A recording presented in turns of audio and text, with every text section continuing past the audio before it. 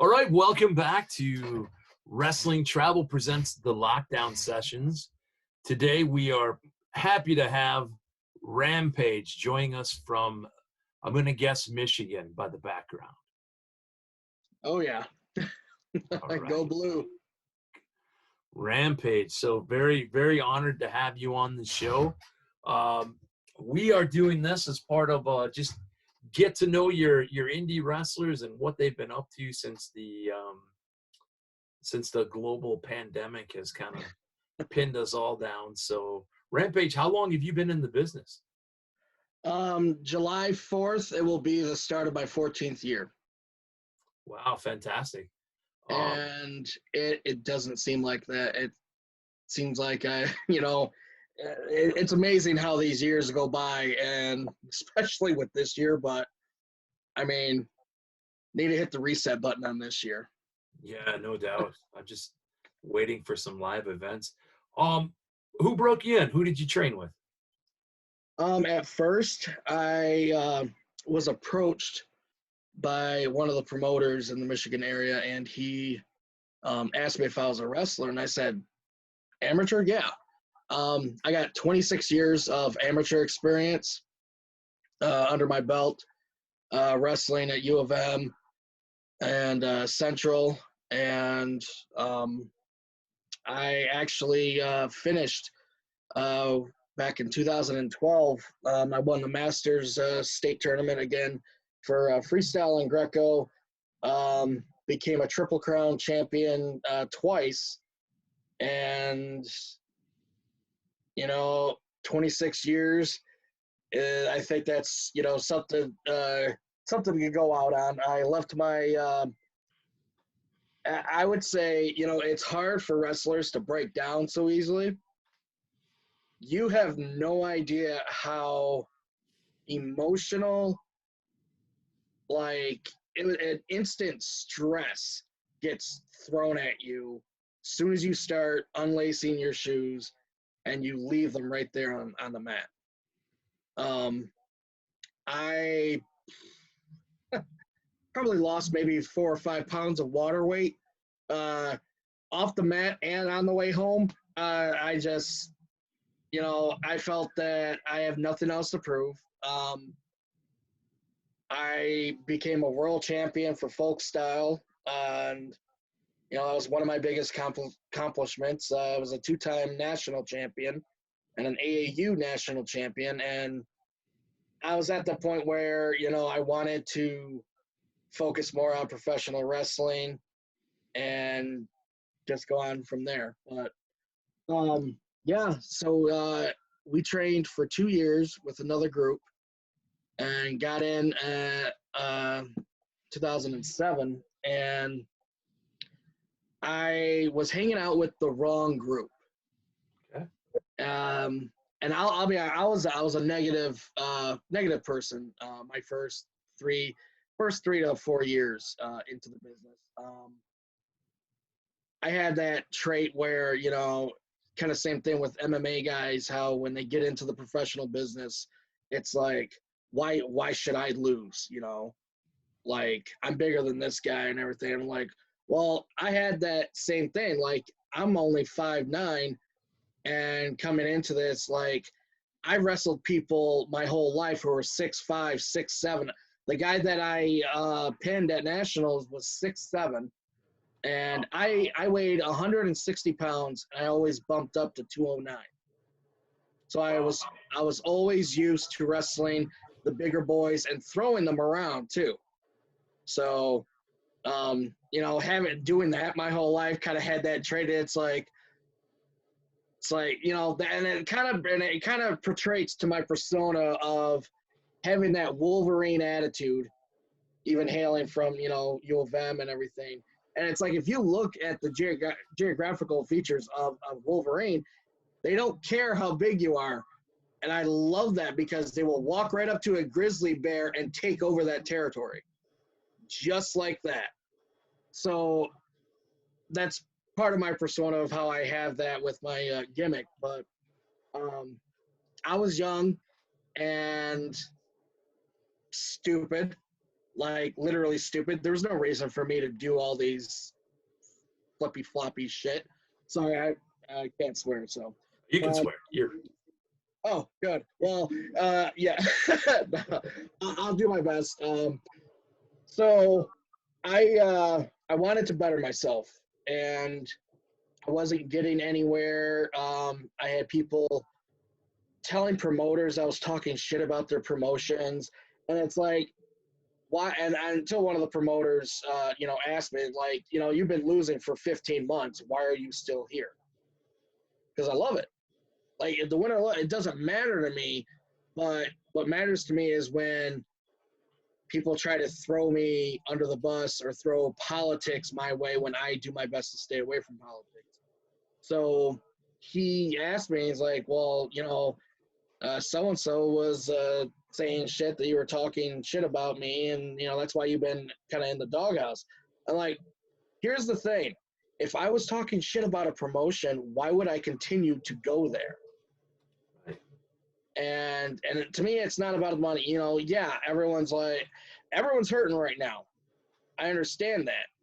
But I think I developed more of my skills when I went down to Tennessee. I got retrained, revamped by Dutch Mantel, and wow.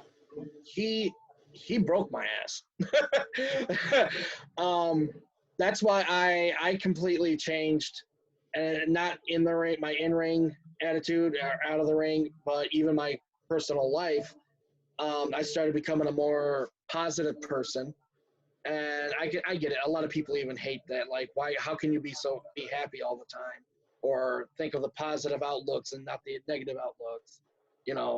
And I get that a lot, but I just feel it's much easier to maintain that positive attitude instead of being negative all the time. And that's one of the things that Dutch helped me with, and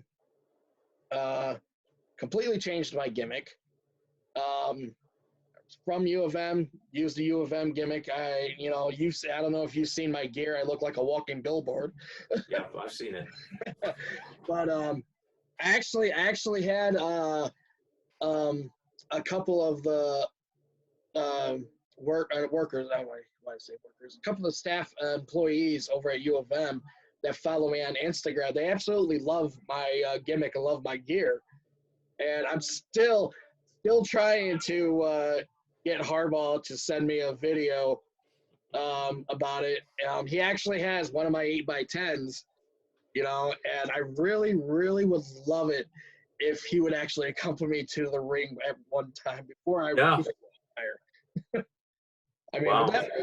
that's something interesting. But yeah, I felt being retrained, revamped helped my career out a lot.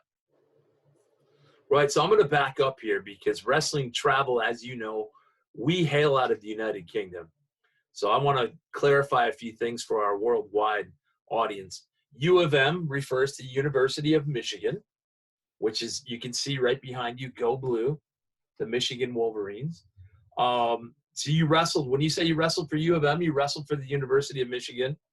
And Yep. Many people will also recognize a pair of brothers from Michigan, the Steiner brothers. So Scott and you have a leather jacket like Scotty and Rick used to have. I have 3. Nice. Two of them are leather. One is old school style, classic Michigan's, and I won't touch it. Another one that I had is kind of the one that I redesigned into my gear.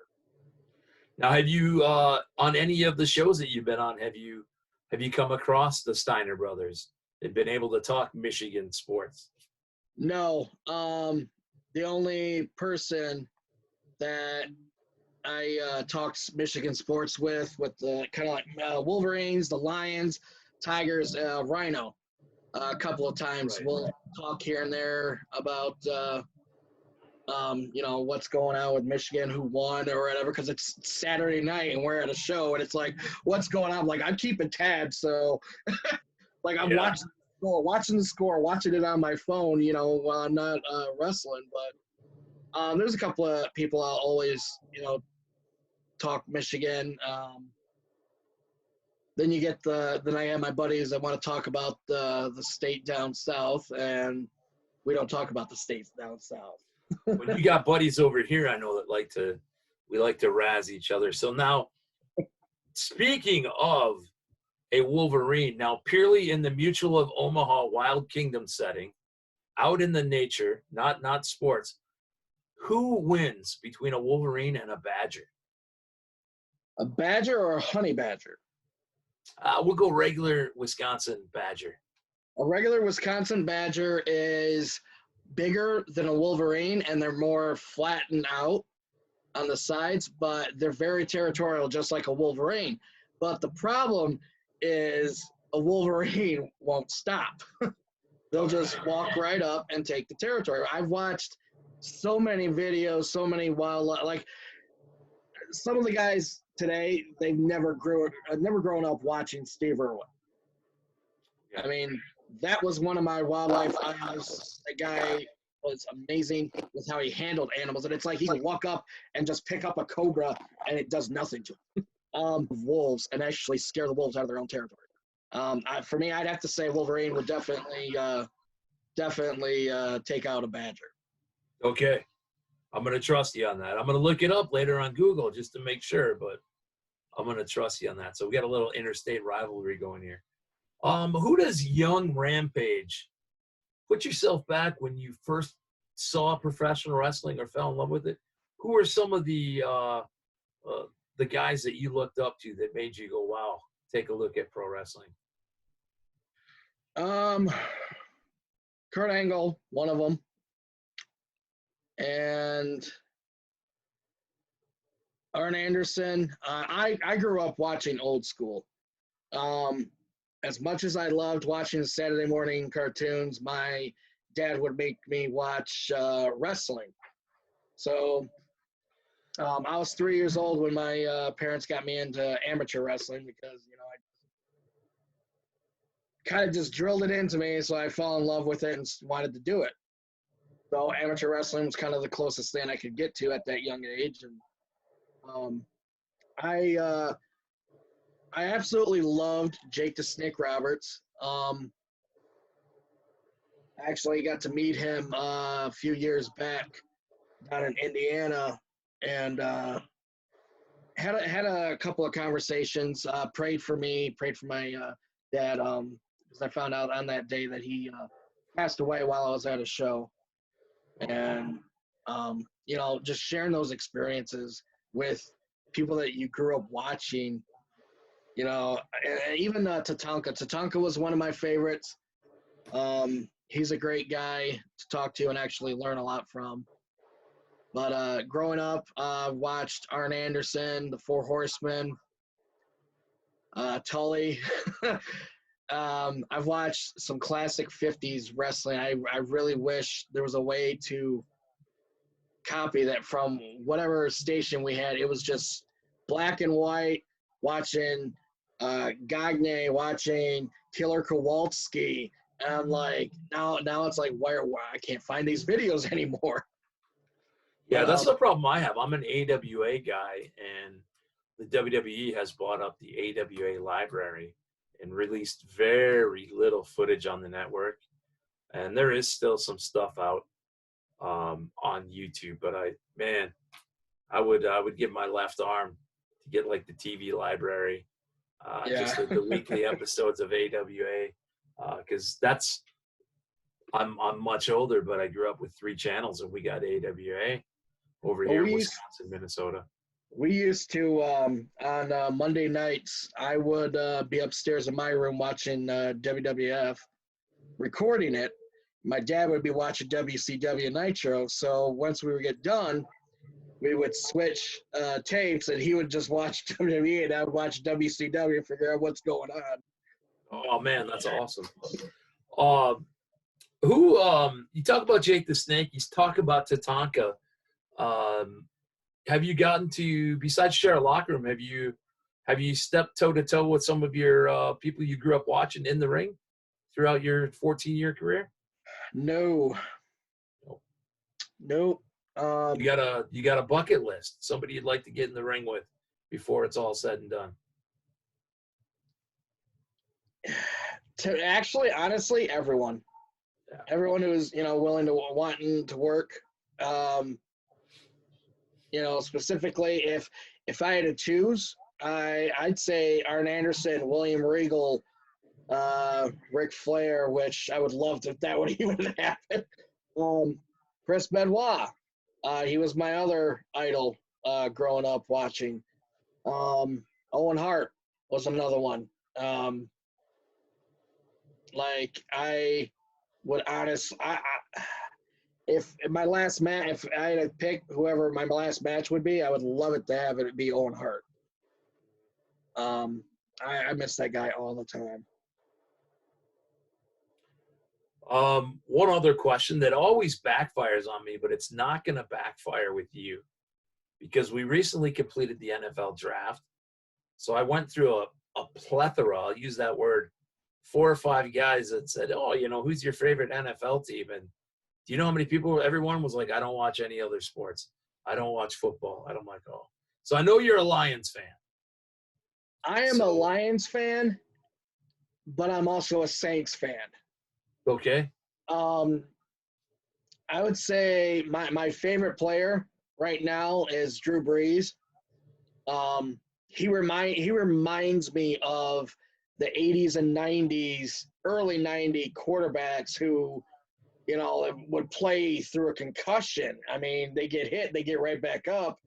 And now, just looking at these quarterbacks today, they got that pillow rule protecting them.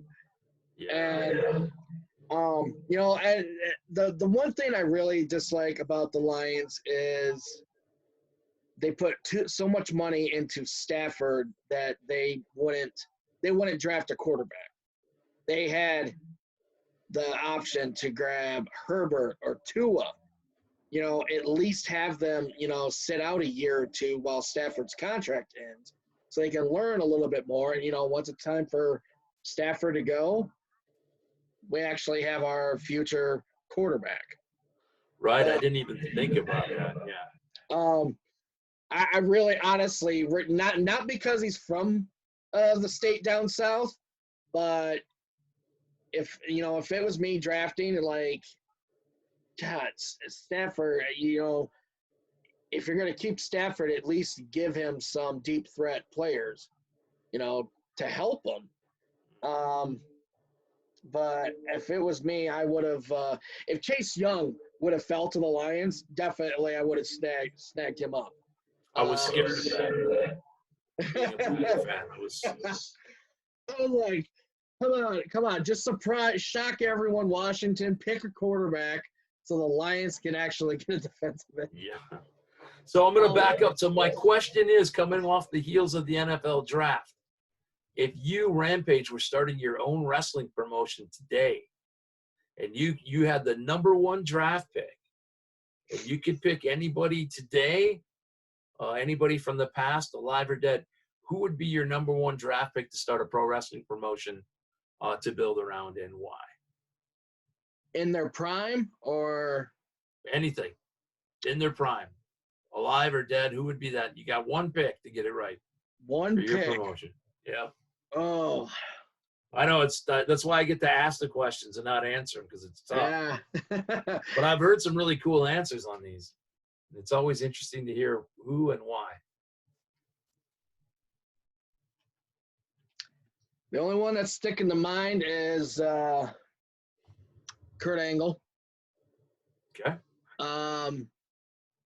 Not because of his amateur background, but how he was developed coming into the WWF, WWE at the time, and a lot of wrestlers didn't like and even today, a lot of wrestlers don't like other wrestlers who have that amateur background.